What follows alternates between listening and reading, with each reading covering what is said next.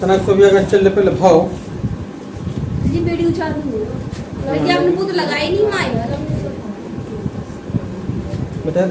एक तो तुम इधर को आओ, इधर इनमें रखो, इनमें रखो। हाँ सही है। और तुम माइक माइक नहीं है, अपनी आवाज ऐसा रही शांत रहियो। हम तो पूछे बीच बीच में तुम खूब पूछो, लेकिन ये ना कहो कि हम तो पूछे ही, ये ना कहो तुम जो पूछ रहे हो वो तुम पूछ लेना, तो मैं न हो रहा।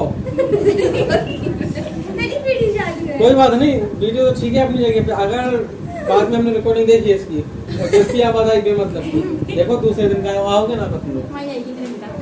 सबसे पहले समझिए वास्तविक संख्या, ठीक है। पहला चैप्टर है ये वास्तविक संख्याओं का।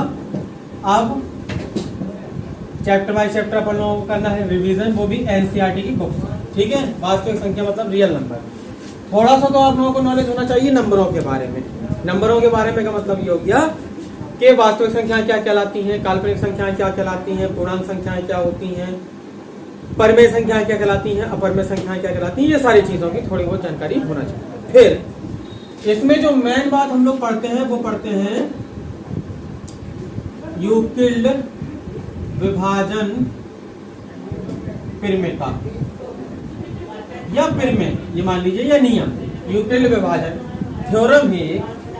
इसको कैसे समझेंगे, हम लोगों ने माशा निकालना सीखा होता है, महत्तम समावर्तक निकालते हैं। दो संख्याएं जब दी होती हैं तो भागफल विधि से भी माशा निकाला जा सकता है और गुणनफल विधि से भी, यानी गुणनखंड विधि से भी माशा निकाल सकते हैं। लेकिन यहाँ पर जो भागफल विधि के द्वारा माशा हम लोग निकालते हैं उसी का एक रूप बना दिया गया और उसको कह दिया गया यूक्लिड विभाजन प्रमेय का। कोई नई चीज नहीं है, कोई नई चीज नहीं है, ये पुरानी ही पद्धति है, उसको एक नई तरीके से शो किया गया है, दर्शाया गया है। बात समझ में आ गई? आप जरा समझो मत को। जैसे मान लीजिए अगर हमने आपसे ये कहा कि 4 और 22 का मासा कितना होगा, ठीक है, ये क्वेश्चन है। 4 और 22 का मासा कितना होगा। बहुत छोटी क्लासों में निकालने का तरीका ये हुआ करता था कि या तो एक काम कर लो, आप 4 का भाग 22 में देंगे और 5 बार गया, कितना हो गया 20, कितना बचा 2। अब 2 से भाग देंगे, किस में? 4 में। तो ये पूरा पूरा चला गया और लास्ट बार जो हमने भाग दिया फाइनली 2 से, यही इसका मासा कहेंगे। ये भागफल विधि होती। अब गुणनखंड विधि क्या होती? जैसे 4 बराबर हम लिख सकते हैं 2 गुणा 2 और 20 बराबर हम लिख सकते हैं 2 दूनी 4, 4 पंचे 20। ऐसा कह सकते हैं ना?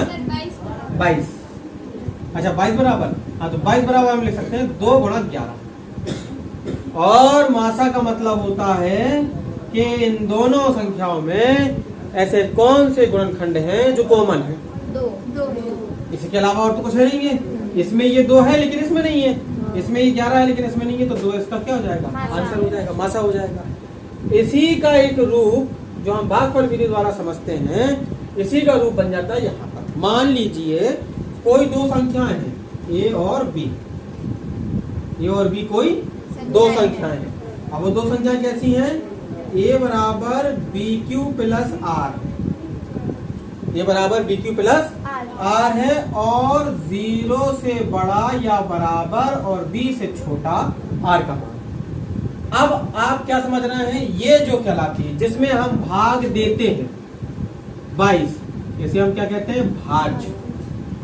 जिससे भाग देते हैं उसे कहते हैं भाजक और ये कहलाता है भागफल।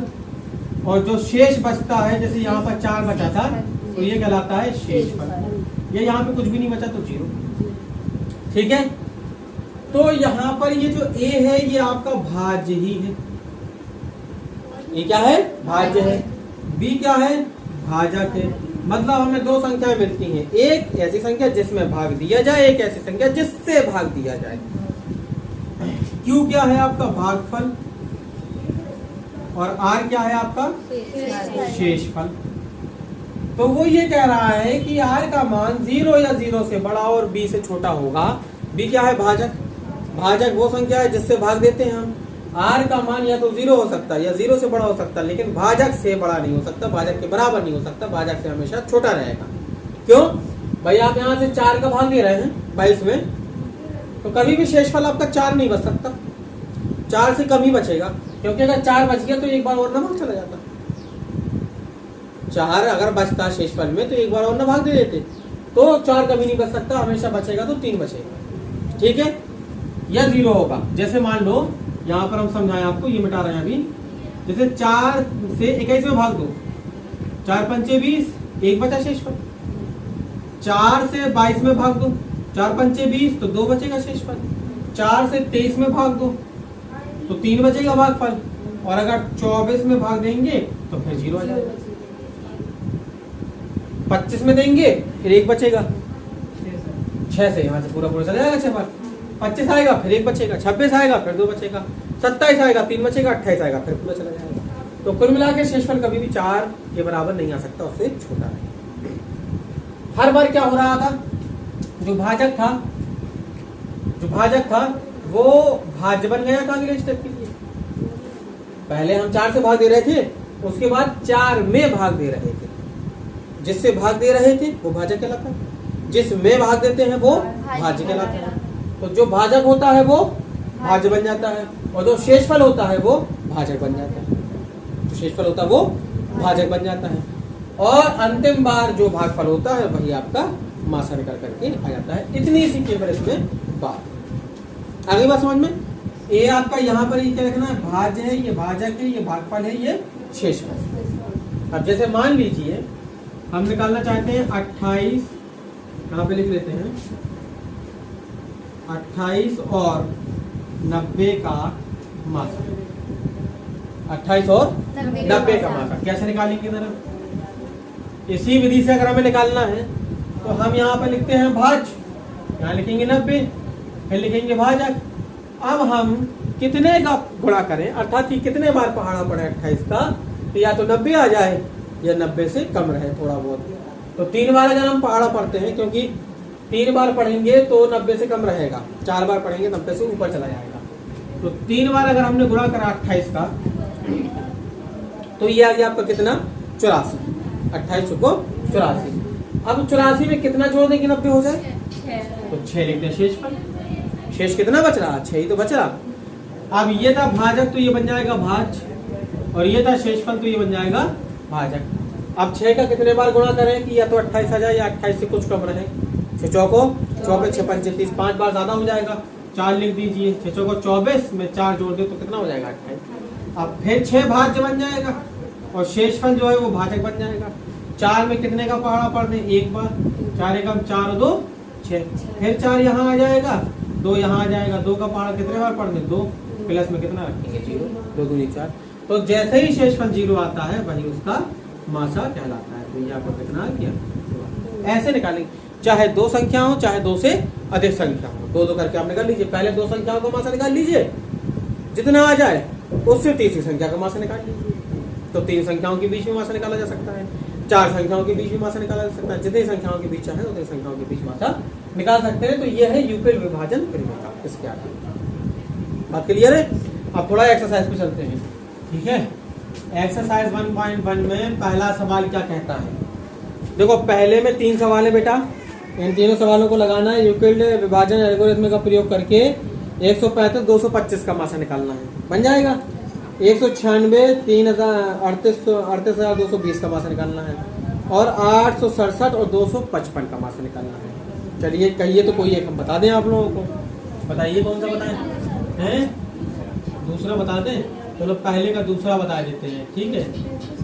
कितना है, 196, ठीक है, और 38,220 का मासा निकालना है अपन, ठीक है। क्या करेंगे, 38,220 बराबर 196। अब 196 का कितने से मल्टीप्लाई कराएं, कितने बार के 38,220 आ जाए या उससे थोड़ा कम आ जाए। अब सुनो, 196 में 195 का अगर हम गुणा कराते हैं तो ये 38,220 बन गया। शेषफल कितना बचा, 0। तो मासा कितना आ गया, सीधा सीधा मासा आ गया 196। बात खत्म हो गई, ठीक है। पहली बार में चला गया वो पूरा भाग न जाता, तो हम प्रक्रिया को आगे बढ़ाते हैं। और समझिए देखिए एक दूसरा सवाल इसका देखिए, काफी अच्छा सवाल है। और दूसरा सवाल ये कह रहा है, इस तरीके के सवाल पेपर में आते भी हैं। दर्शाइए कि कोई भी धनात्मक विषम पूर्णांक, कोई भी धनात्मक विषम पूर्णांक, लिख लेते हैं धनात्मक विषम पूर्णांक कितने का, 6q plus 1 comma 6q plus 3 comma 6q plus 5, 6q plus 5 के रूप का हो सकता है। बात समझिए यहाँ पर वो ये कह रहा है कि कोई भी धनात्मक विषम पूर्णांक संख्या अगर है तो उसे हम 6q प्लस 1 या 6q प्लस 3 या 6q प्लस 5 के रूप में व्यक्त कर सकते हैं। अब जरा समझिए बात को, 6q प्लस 1, 6q प्लस 3 और 6q प्लस 5 ये जो है इनमें आपको कॉमन नजर क्या आ रहा है? 6 कॉमन नजर आ रहा है। 6 है आपका भाजक, भाजक कितना है 6, और भागफल कितना है, भागफल है q, ये हमको मिल गया, मिल गया। अब हम एक कोई संख्या लेते हैं, एक ऐसी संख्या लेते हैं जिसका भाजक 6 हो और भागफल q हो। 196 आएगा, 196 बार गए ना भाई, हाँ 196 बार, 196 का गुणा हमने 195 से कराया, तो भाजक जो लास्ट होता है अंतिम वही आपका आंसर चला है, ठीक है। अरे आप देखिए भाजक मिल गया, भागफल मिल गया, सब कुछ वही मैं कर रहा हूं। अब हम कोई एक ऐसी संख्या मान लेते हैं, माना x कोई विषम पूर्णांक संख्या, तो फिर इसका मतलब ये है कि ये 6 और यहाँ पर हम दोहरी पर x बराबर 6m प्लस r, कुछ भी लिख, x बराबर 6m प्लस r का मतलब ये हो गया कि 6 भाजक है, m भागफल है जो कि q के रूप में बाद में आएगा, और r शेषफल। अब भाजक कितना है 6, तो शेषफल कभी भी 6 से ऊपर नहीं होगा। इसका मतलब यह है कि r बराबर हमारा 0 आ सकता है, 1 आ सकता है, 2 आ सकता है, 3 आ सकता है, 4 आ सकता है, 5 आ सकता है, इससे ज्यादा नहीं आ सकता।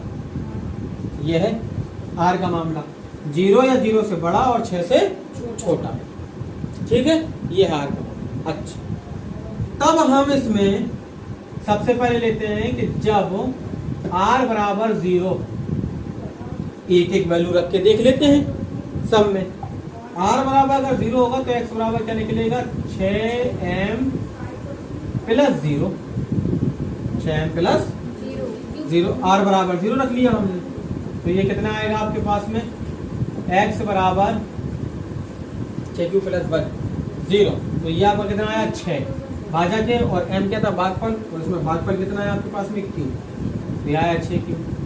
ये संख्या क्या है, सम है, ये संख्या क्या है, सम है, क्योंकि 2 से भाग जा रहा। अब सुनिए, जब r बराबर हम 1 रखें, जब r बराबर कितना हो, तो x बराबर यहाँ रखिए 6m प्लस 1, 6m प्लस 1, तो ये विषम हो गई। अब 6 तो भाजक था ही, भागफल कितना था, q था प्लस 1, देखिए 6q प्लस 1, अगर ये सम थी तो सम में एक जोड़ेंगे तो ये क्या कहलाएगी, विषम। तो इसका मतलब ये है कि 6q प्लस 1 क्या है, विषम संख्या है। इसी तरीके से आप जब 2 रखेंगे तो आएगा 6q प्लस 2, बोलिए 6q प्लस 2 जो कि सम कहलाएगी। फिर 3 रखेंगे तो 6q प्लस 3, अगर 6q प्लस 2 सम है तो उसमें एक जुड़ गया तो वो क्या हो गई, ऐसे ही सब रख के चेक कर लेंगे तो 6q प्लस 1, 6q प्लस 3 और 6q प्लस 5 क्या कहलाएंगी, विषम संख्याएं कहलाएंगी। जबकि इसी में वो अगर ये चाहता तो कह सकता था कि 6q प्लस 4 और 6q प्लस 6 ये सब सम संख्या।